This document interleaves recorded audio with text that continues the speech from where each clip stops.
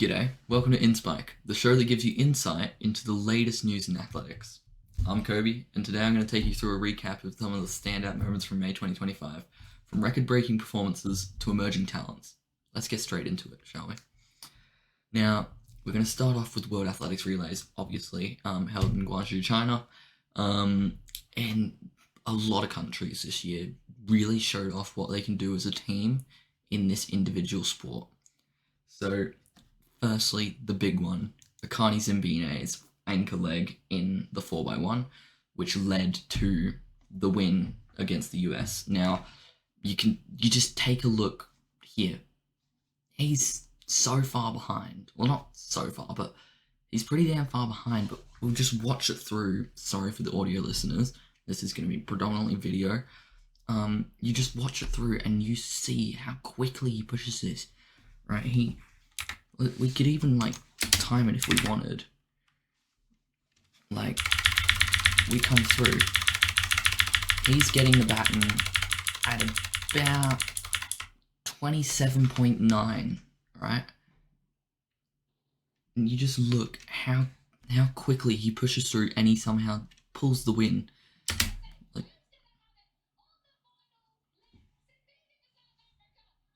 You see him pushing and that's where he hits the jets. That's a 9.8. Oh, let's see. He does the look. That's about 9 seconds. Probably about 9.4-ish seconds. That's all it took, that final leg. That's fun. It's just crazy. Now, you take a look, though. He's currently the world number one. He's the fastest man in the world right now, with a time of 9.9. Now, obviously, it's early in the season, so we can't tell for sure if he's going to keep this lead, but it really does look like it's going to be Akani Zimbine's year. So we're just going to have to wait and see what happens in Tokyo. Now, another thing that happened at the World Relays, Spain, amazing surprise victory out of nowhere, right? They just edged out the USA, and it was in the women's 4x4 with a time of 3:24.13, and you just watch this final leg pushing down the final 100 and just pulls through that final little bit to take the win.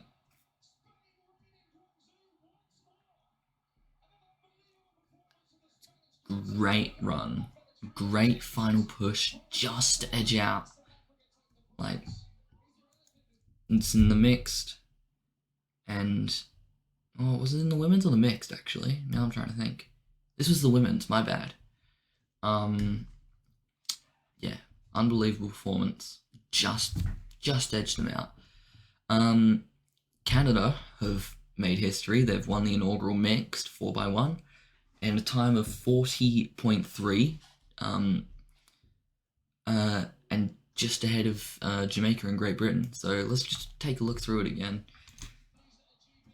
They're ahead for quite a lot of the race, and you see Jamaica just trying to make that final push, and they built up and then lost it at the end. First, as he's just said, the first mixed 4x1 winner, and that went to Canada. So that's going to be one for the history. May not be the fastest, but it's the first time it's been done at Worlds. And we have to point it out, right?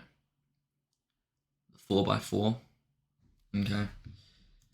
Now, this is the end of the 4x4. I want to go to the start of it, but this is the end. The 4x4 mixed, US had a massive lead by the end. You look at that, that's a solid 20, 30 meters. Massive lead of 3:09.54. So we'll just watch the ending here. That's a great run. Massive. Right. I believe it was a championship record. Yep. Championship record. And that was great run. Now, I do want to go back. Australia started so strong and they kept it up for the first two legs. They were winning, right? It actually surprised the commentators when they were winning. Like, we'll watch the first handover. They thought US were in the lead, but it was actually Australia. And they just lost it towards the end, but they kept pushing and they kept that silver, as you saw. But you listen.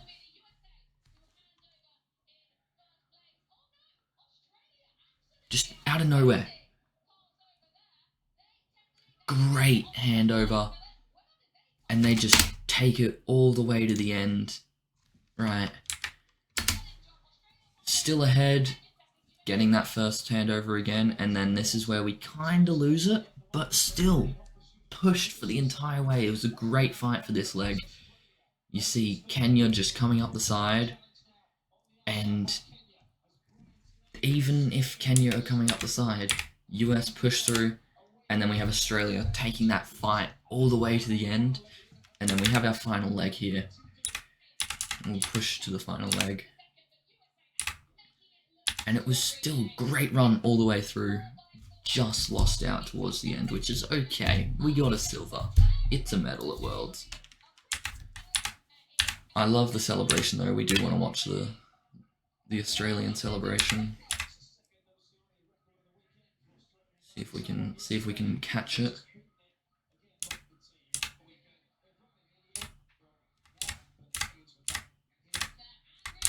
Just gonna see if we can find it. I don't reckon we'll be able to find it. There was a dab. There was a dab in there. Here it is. Bang. Great. Great reaction to getting that. Now, we are going to push to the Australians at the Tokyo Golden Grand Prix, right? This is an Australian show. We're going to be focusing on Australia and do World Athletics as well, but it's going to be mainly Australian stuff. Now, the Tokyo Golden Grand Prix, we had 6 Australian athletes secure victories, and 3 of them did set meet records.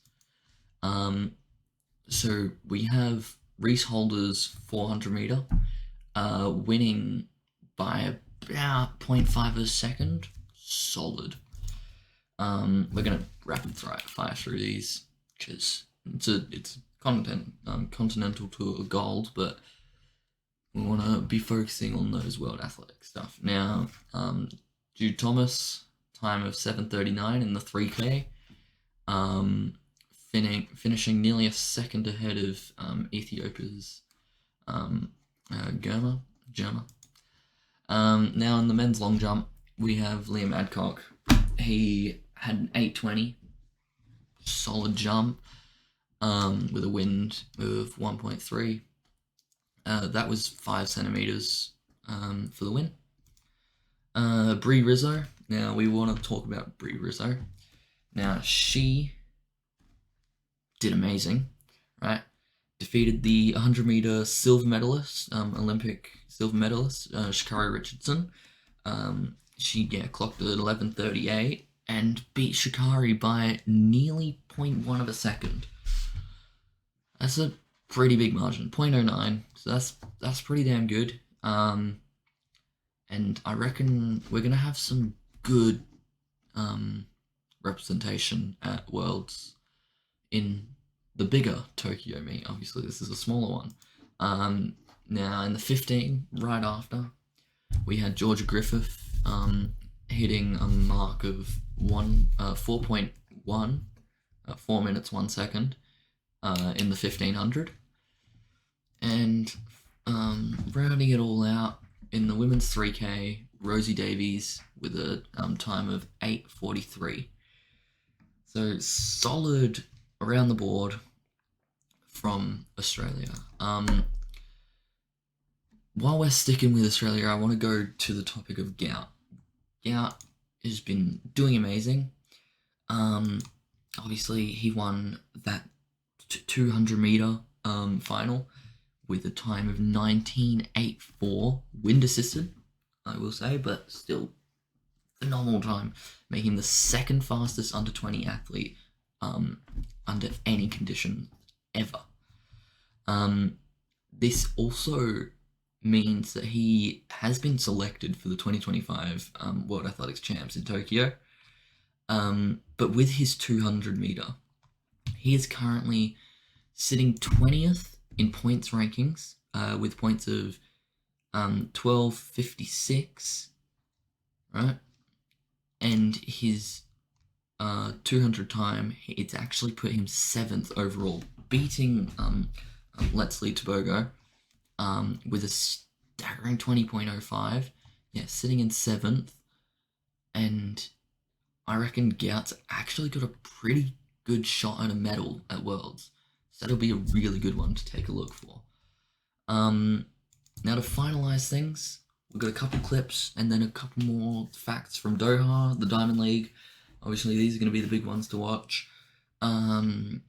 These are clips that I've had to find because they actually don't have the stream open afterwards. Really weird. So I have Molly Coldry. She opened her season with 475. I'll show you the clip in a sec.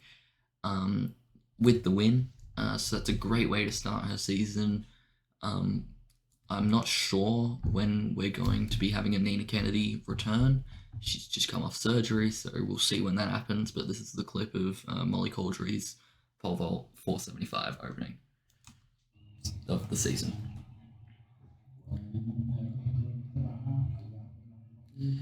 And if you take a look at the replay, she has pretty good clearance, and also she could go on bigger poles as well. Like, her peak was probably like, if we go back,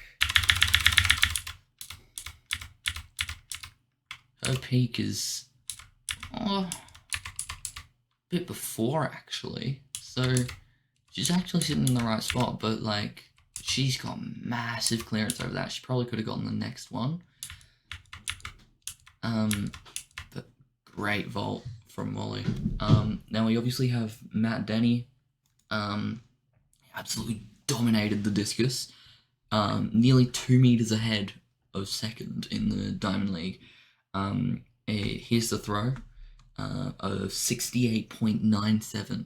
I reckon he's going to take that world record back. Obviously, he had the throwdown record. See what he can do again. Here's a throw of 68.97. Massive throw. Take a look. Massive. Now, yeah, if you take a look, 68.97. Second place was 67.06. That's nearly 2 whole meters between them. Now, he's obviously sitting second at the moment in the world. After that throwdown, you take a look. You've just got all the throwdown meat has been what's put people on their A game. So yeah, we had Matt Denny getting that throwdown. Now a couple of quick rapid fire ones to point out. We have Niraj Chopra of India. She broke the 90-meter barrier for javelin for the first time, throwing 90.23 meters and setting a new national record. You also had Tia Clayton in the women's 100. She won it with a time of 10.92 and leading a Jamaican 1-2 finish, which is great. And the 400 meter, once again, women's, Salwa E. Naza clocked, I'm sorry if I'm butchering these names, by the way, she got a 49.83 and equaled the meet record. So having pretty good times right now in athletics, and it's a good time to get on the bandwagon, start watching some Diamond Leagues and getting to know the sport. So yeah, now a couple events to look out for. Make sure to mark your calendars for these. Got the Asian Athletics Championships coming up on the 27th to the 30th in South Korea. NCAA Division 1 Outdoor Track and Field Championships will be in early June on the 11th to the 14th in Oregon. And then the Australian Cross Country Championships are held on August 23rd in Ballarat, Victoria. Any links to any live streams that I can find, I'll chuck them on my story or whatever. But that's pretty much a wrap for this edition of InSpike. just make sure to stay tuned for updates. Obviously, I'm going to be doing my interviews and stuff. I'm trying to organise one with Matt Denny right now, and I've got a couple other athletes lined up, ready. So I'm going to be uploading those every Friday. If I miss one, I might upload it on the Saturday. But yeah, make sure you subscribe or follow for your weekly dose of athletics news. This one's a monthly, but next week it's going to be weekly, just over the week. But until next time, keep striving for greatness and stay informed. This was Insight.